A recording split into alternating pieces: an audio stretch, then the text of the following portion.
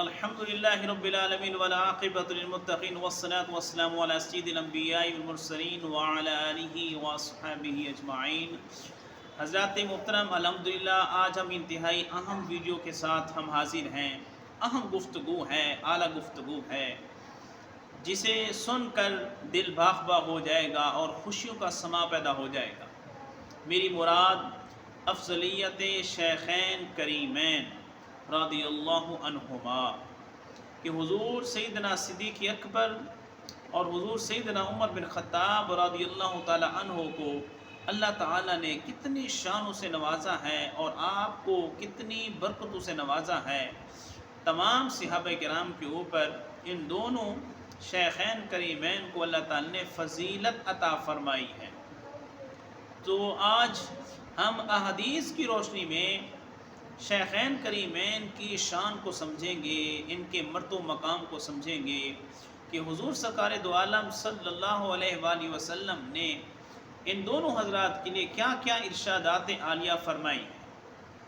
اور دوسری بات یہ ہے، یہ عنوان عصر حاضر کا تقاضا بھی ہے کہ عصر حاضر کے اندر جو اختلافات کی جو روح پھونکی جا رہی ہے اور صحابہ کرام اہل بیت اطہار کے درمیان جو تعلق ہے اس کو کمزور کر کے بیان کیا جا رہا ہے اور اس کو ٹھیک بیان نہیں کیا جا رہا، تو یہ عنوان اس لحاظ سے اس بات کا تقاضا بھی کرتا ہے کہ اہل بیت اطہار اور صحابہ کرام کے درمیان جو ایک محبتانہ ماحول تھا، محبت کا جو سلوک پیش کیا جا رہا تھا، اس کو اجاگر کیا جائے، اس کو بیان کیا جائے، تاکہ یہ بات بالکل نکھر جائے اور واضح ہو جائے، روز روشن کی طرح عیاں ہو جائے کہ خلفائے اربعہ کے درمیان کوئی بھی اختلافات نہ تھے، کوئی بھی اس طرح کی بات نہ تھی کہ کوئی بندہ یہ نہ کہے کہ خلافت علی کا حق تھا تو حضور سیدنا صدیق اکبر، حضور عمر بن خطاب، حضور عثمان غنی نے غصب کیا۔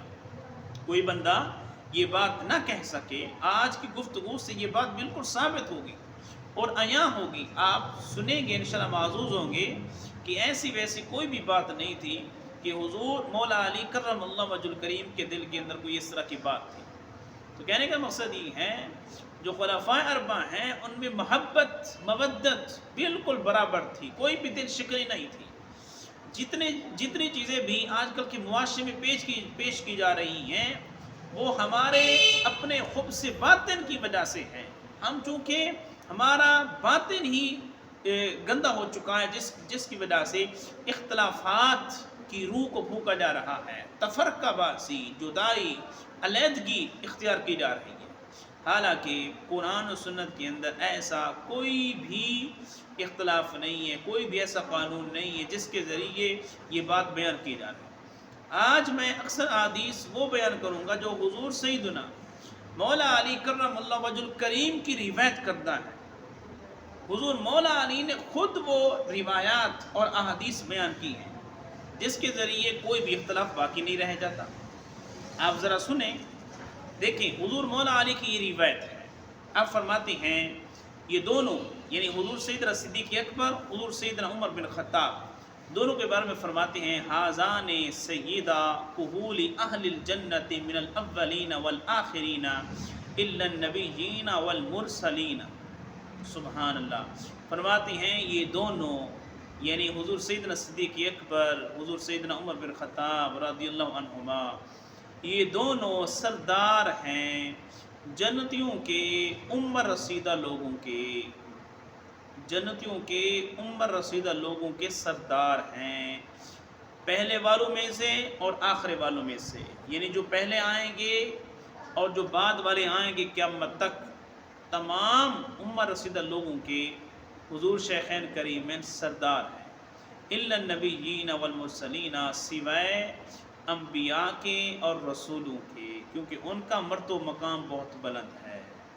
یارو آپ اب اندازہ لگائیں، اگر حضور سیدنا مولا علی کی شان بلند و بالا ہوتی، زیادہ ہوتی، تو حضور سیدنا مولا علی یہ حدیث روایت نہ کرتے بلکہ حضور سرکار دو عالم صلی اللہ علیہ وسلم کی بارگاہ میں عرض کرتے، یا رسول اللہ یہ آپ کیا فرما رہے ہیں؟ عظمت و شان تو میری بلند ہے، رفعت و شان تو میری بلند ہے، اور آپ کے بعد میں آپ کا حقدار ہوں، میں آپ کا داماد ہوں، میرا لقب اسد اللہ الغالب ہے، تو لہٰذا آپ یہ کیا فرما رہے ہیں؟ یارو حضور مولا علی کا یہ عرض نہ کرنا اس بات کی دلیل ہے کہ حضور مولا علی اور حضور شیخین کریمین میں محبت کا رشتہ تھا، آپس میں ایک دوسرے کو چاہتے تھے، اخوت اسلامی بڑھ چڑھ کر ان کے اندر پائی جاتی تھی، جس کی وجہ سے آپ نے ان کو جو ہے مانا اور ان کے سامنے اپنے سر کو جھکا لیا اور ان کی خلافت کو مانا اور خلافت کے تحت چلتے رہے۔ کوئی ایسی ویسی بات نہ تھی کہ آپ نے زبردستی ان کی خلافت کو مانا، آپ رنجیدہ تھے، غمگین تھے، ایسی کوئی بھی بات نہیں تھی، بلکہ آپ محبت کے ساتھ ان کے ساتھ رہے۔ آگے چلتے ہیں، مزید جو ہیں احادیث آپ کے سامنے رکھتے ہیں کہ حضور مولا علی کرم اللہ وجہ الکریم کی محبتیں کیا تھیں اور حضور مولا علی نے کیسے ہی ان صاحب کے ساتھ چلے۔ سبحان اللہ، سنیں اور کلیجہ جو ہے کلیجے میں ٹھنڈ پڑ جائے۔ حضور مولا علی مزید فرماتے ہیں، خیر و حاضر امتی بعد نبیہا ابو بکر و عمر۔ سبحان اللہ، حضور مولا علی فرماتے ہیں اس امت میں، امت محمدیہ میں سب سے بہتر، خیر بہتر نبی کے بعد وہ ابو بکر اور عمر ہیں۔ یارو اگر لوگ کہتے ہیں کہ خلافت علی کا حق تھا، علی اس کے زیادہ لائق تھے، تو حضور مولا علی یہاں سوال کر سکتے تھے کہ یا رسول اللہ آپ یہ کیا فرما رہی ہیں کہ اس امت میں نبی کے بعد یعنی آپ کے بعد، اب تو حضور کی بات درمیان میں آ گئی ہے نا، آقا کریم علیہ السلام کی ذات کی بات آ گئی ہے نا، اب تو سوال کرنا چاہیے تھا حضور مولا علی کو اور یہ عرض کر دینا چاہیے تھا کہ یا رسول اللہ آپ اپنے بات فرما رہے ہیں تو آپ کے بعد تو میں افضل ہوں، میری عزت زیادہ ہونی چاہیے گی، میں آپ کا خلیفہ بنوں گا، میں آپ کی کرسی پر بیٹھوں گا، آپ یہ ابو بکر اور عمر کا نام کیوں لے رہے ہیں؟ دوستو اس بات سے بھی بالکل بات واضح ہو گئی کہ حضور مولا علی کا یہ عرض نہ کرنا کہ آپ کے بعد بہتر شخصیت وہ شیخین کریمین کی ہے، اس بات سے بھی یہ بات واضح ہو گئی کہ حضور مولا علی شیخین کریمین کے ساتھ محبت کیا کرتے تھے، کوئی دل میں رنجیدگی نہیں تھی، کوئی پریشانی نہیں تھی، محبت کیا کرتے تھے۔ لہٰذا یارو، اے علی کے ماننے والوں، اے علی کے چاہنے والوں، تم بھی شیخین کریمین کے ساتھ محبت کیا کرو۔ یہ بات سمجھ میں نہیں آتی کہ حضور مولا علی کے ساتھ تم محبت کرو اور جب شیخین کریمین کی بات آئے تو تمہارے جو ماتھے پر مروڑ پیدا ہو جائے۔ علی تو اس طرح کے نہیں تھے، علی تو شیخین کریمین کے ساتھ محبت کرنے والے تھے۔ وہ خود کہہ رہے ہیں کہ خود وہ حدیث روایت کر رہے ہیں، خیر و حاضر امتی بعد نبی ابو بکر و عمر، کہ اس امت میں نبی کے بعد سب سے بہتر جو شخصیت ہے وہ شیخین کریمین کی ہے۔ تو لہٰذا اے علی کے ماننے والوں، علی کا نعرہ لگانے والوں، حضور سیدنا صدیق اکبر کو علی مان رہے ہیں، عمر بن خطاب کو بھی علی مان رہے ہیں، لہٰذا تم بھی ذرا یہ پردہ اٹھاؤ، یہ دل شکنی والا، قدورت والا یہ پردہ اٹھاؤ، منافقت والا پردہ اٹھاؤ اور شیخین کریمین کے ساتھ محبت کر کے دکھاؤ جس طرح کہ علی نے کر کے دکھائے۔ مزید ایک احادیث آپ کے سامنے پیش کرتا ہوں۔ حضور مولا علی فرماتے ہیں، اس اسلام میں کوئی ایسی شخصیت پیدا نہیں ہوئی اسکا ولا اطہر، جو زیادہ پاکیزہ ہو، زیادہ صاف ستھری ہستی ہو، ولا افضل من ابی بکر و عمر، اور نہ ہی کوئی افضل شخصیت پیدا ہوئی ہے جو ابو بکر اور عمر سے زیادہ فضیلت والے۔ اب اس حدیث کے اندر بھی غور فرمائیں، حضور مولا علی اس کے راوی ہیں، اور آپ بیان فرما رہی ہیں کوئی ایسی ہستی اسلام کے اندر پیدا نہیں ہوئی جو زیادہ پاکیزہ ہو۔ پتہ چلا سب سے زیادہ پاکیزہ حضور شیخین کریمین ہیں، اور زیادہ صاف ستھری شخصیت ہو، پتہ چلا حضور شیخین کریمین سب سے زیادہ صاف ستھرے ہیں، اور نہ ہی افضل ہو، یعنی کوئی افضل ہستی پیدا نہیں ہوئی، پتہ چلا حضور شیخین کریمین سب سے زیادہ فضیلت والے ہیں، سب سے زیادہ اعلی و افضل ہیں۔ تو یہ حدیث بھی حضور مولا علی کی ہے۔ تو پتہ چلا حضور مولا علی کرم اللہ وجہ الکریم حضور شیخین کریمین کے ساتھ بہت محبت رکھنے والے تھے۔ کہنے کا مقصد یہ ہے آج یہ بات آپ کو ماننی پڑے گی کہ حضور مولا علی حضور شیخین کریمین کے ساتھ کتنا محبت کیا کرتے تھے اور کتنا چاہتے تھے۔ اگر یہ بات آپ نہیں مانتے تو آپ احادیث کے بہت بڑے ذخیرے کا آپ انکار کر رہے ہیں۔ احادیث کے یہ میرے سامنے کنز العمار شریف رکھی ہوئی ہے، کنز العمار شریف سے یہ آپ کے سامنے میں احادیث پیش کر رہا ہوں تاکہ معاملہ بالکل واضح ہو جائے اور کوئی بھی چیز نہ رہ جائے۔ اب جو چیز میں عرض کرنے لگا ہوں وہ حضور مولا علی کی روایت تو نہیں ہے، حضرت ابو ہریرہ اس کو بیان کر رہی ہے، لیکن سننے کی قابل ہے۔ حضرت ابو ہریرہ کی روایت ہے، حضور تاجدار مدینہ صلی اللہ علیہ وسلم نے ارشاد فرمایا ابو بکر و عمر خیر الاولین و خیر الآخرین۔ سبحان اللہ، حضرت ابو ہریرہ بیان کر رہی ہیں اور حضور سرکار دو عالم صلی اللہ علیہ وسلم نے بیان فرمایا کہ ابو بکر اور عمر پہلے لوگوں میں سے بھی افضل، اعلیٰ، اور بعد میں جتنے لوگ آئیں گے قیامت تک ان سے بھی اعلیٰ و افضل ہے۔ سبحان اللہ، دیکھیں مزید آگے دیکھیں، اور آگے فرماتی ہیں وَخَيْرُ أَهْلِ السَّمَاوَاتِ، اور آسمانوں پر جتنی مخلوقات ہیں، جتنے لوگ آسمانوں پر رہتے ہیں، اللہ تعالیٰ نے ان تمام مخلوقات میں سے بھی ابو بکر اور عمر کو افضل بنایا۔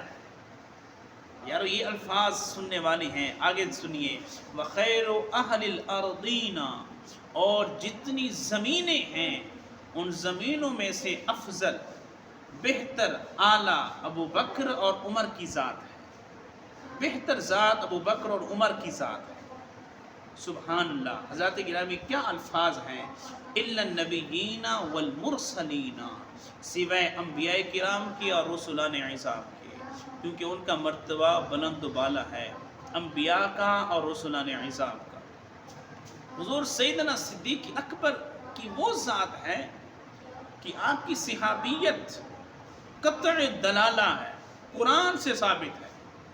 قرآن کہتا ہے لا تحزن ان اللہ معانا، سبحان اللہ، ثانی اثنین اذ ہما فی الغار اذ یقول لصاحبہ لا تحزن ان اللہ معانا۔ یہ وہ الفاظ ہیں قرآن کریم کے جن سے حضور سیدنا صدیق اکبر کی صحابیت قطعی طور پر ثابت ہے۔ لہٰذا جو بندہ حضور سیدنا صدیق اکبر کی ذات کو نہیں مانتا، آپ کی صحابیت پر طعن و تشریح کرتا ہے، اس کو ذرا عقل کرنی چاہیے، وہ قرآن پر اعتراض کر رہا ہے، وہ قرآن کا انکار کر رہا ہے، کیونکہ یہ عام ہستی نہیں ہے، یہ تو ہستی یہ ہے افضل الخلق بعد الانبیاء، کہ انبیاء کے بعد جس ہستی کا نام آتا ہے وہ حضور سیدنا صدیق اکبر کی ذات ہے۔ لہٰذا کبھی بھی حضور سیدنا صدیق اکبر کی ذات کے متعلق ایسے جملے نہ بول بیٹھنا کہ کہیں تم قرآن کا انکار نہ کر بیٹھو، قرآن سے منہ نہ موڑ بیٹھو۔ تو یہ جو آخری روایت میں نے پیش کی ہے یہ بہت بڑی روایت ہے، اور ایک آگے روایت آ رہی ہے حضرت ابو درداء سے کہ حضور نبی کریم علیہ السلام نے ارشاد فرمایا میرے بعد اگر تم نے کسی کی اقتداء کرنی ہے، کسی کا راستہ اختیار کرنا ہے تو وہ ابو بکر اور عمر کا ہے، کیونکہ ابو بکر اور عمر یہ اللہ تعالیٰ کے یہاں لٹکی ہوئی رسی کی طرح ہے، یعنی اگر تم ان کو پکڑ لو گے، ان کو تھام لو گے، تمہیں اللہ مل جائے گا، تمہیں اللہ کا راستہ مل جائے گا، تمہیں اللہ تعالیٰ کی رحمت ڈھانپ لے گی، کیونکہ یہ رسی ہیں جو ڈائریکٹ رب کے ساتھ ملاتی ہے۔ تو حضرات گرامی ان تمام احادیث سے یہ بات بالکل عیاں واضح ہو گئی کہ اہل بیت اطہار کے امام حضور سیدنا مولا علی کرم اللہ وجہ الکریم حضور شیخین کریمین کے ساتھ کتنی محبت کیا کرتے تھے۔ یہاں ایک دو باتیں میں ٹیکنیکل طور پر ایڈجسٹ کرنے لگوں گا، کیونکہ ہمارے ہاں جو معاشرے کے اندر کچھ چیزیں پیدا ہو چکی ہیں ان کو بھی ڈسکس کرنا ضروری ہے۔ مثال کے طور پر لفظ امام ہے، لفظ امام جب بھی آتا ہے تو امام علی اور جو 12 امام ہیں، یہ یاد رکھیے 12 امام بعد کی ہیں، 4 امام پہلے ہیں۔ یہ قوم ایسی ہے جس کو اپنے عقائد کا پتہ نہیں ہے۔ وہ 4 امام خلفائے اربع ہیں۔ یہ خلفائے اربع ان کا مرتبہ و مقام بلند و بالا ہے، اعلیٰ و افضل ہے۔ جو 12 امام ہیں ان کا مرتبہ و مقام اپنی جگہ بلند و بالا ہے، وہ اپنی جگہ اعلیٰ و افضل ہیں، یہ بھی امام ہیں۔ وہ دوسری بات ہے امام علی، امام حسن، امام حسین تو مشہور ہوئے، لیکن امام ابو بکر، امام عمر بن خطاب، امام عثمان علی یہ مشہور نہیں ہوئے۔ حالانکہ لکھ سکتے ہیں، کہہ سکتے ہیں، پکار سکتے ہیں، کوئی بھی حرج نہیں، یہ بھی بہت بڑے امام تھے۔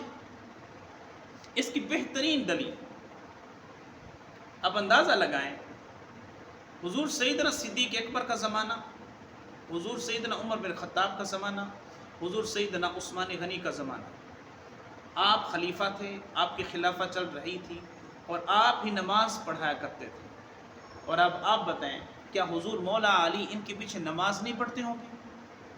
حضور مولا علی نے کیا 1-2 مرلے کی علیحدہ مسجد تیار کی ہوئی ہوگی؟ آپ وہاں علیحدہ جماعت کرواتے ہوں گے؟ اب آپ بیٹھ کر خود سوچیں، حضور مولا علی نے کوئی مسجد نہیں علیحدہ بنائی تھی، حضور مولا علی کوئی اپنی علیحدہ جماعت نہیں کروایا کرتے تھے، بلکہ آپ ان تینوں خلفاء کے پیچھے نماز ادا کیا کرتے تھے۔ تو اتنے عرصہ، یہ 25 کم و بیش 24-25 سال کا عرصہ، یعنی خلفائے ثلاثہ کی دور خلافت کا عرصہ، حضور مولا علی ان کے پیچھے نماز ادا کرتے رہے۔ اب آپ بتائیں کیا ابھی بھی ہم امام ابو بکر نہیں کہہ سکتے؟ کیا ابھی بھی ہم امام عمر بن خطاب نہیں کہہ سکتے؟ کیا ابھی بھی ہم امام عثمان غنی نہیں کہہ سکتے؟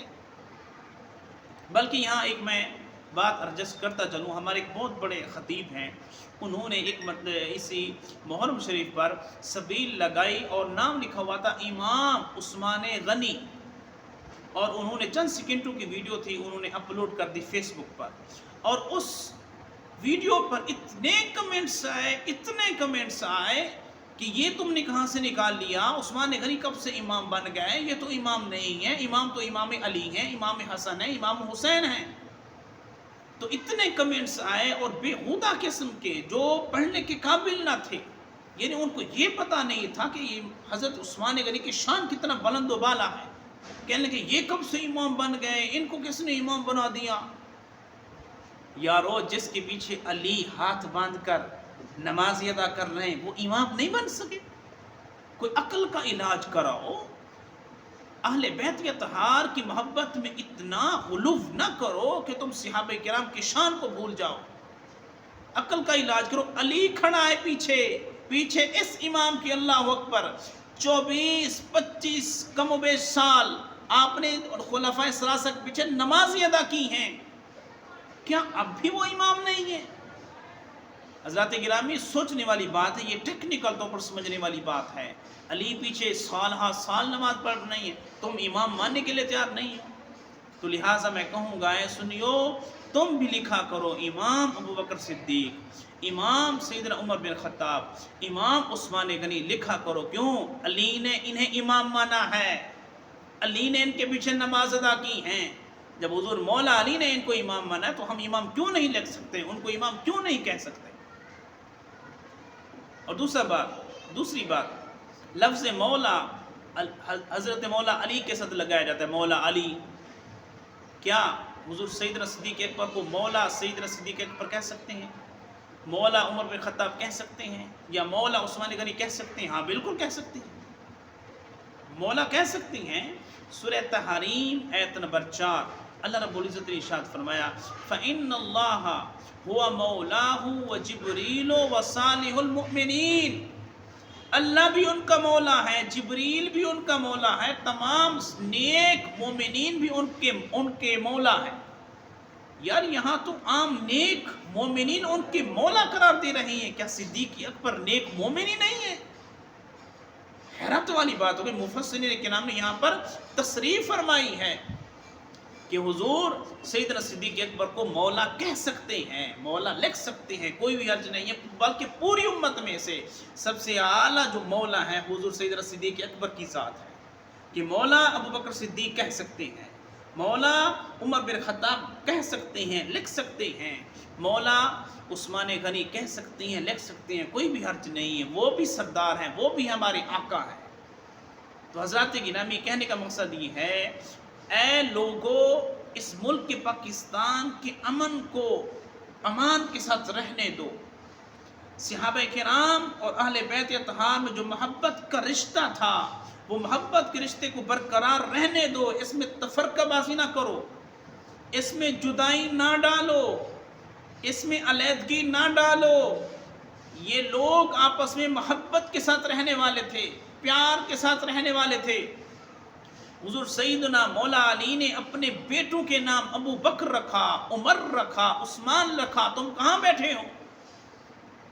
یارو مولا علی اپنے بچوں کے نام ابو بکر کے نام پر رکھ رہے ہیں، اور عمر کے نام پر رکھ رہے ہیں، عثمان کے نام پر رکھ رہی ہیں، تمہیں کیا ہوا ہے؟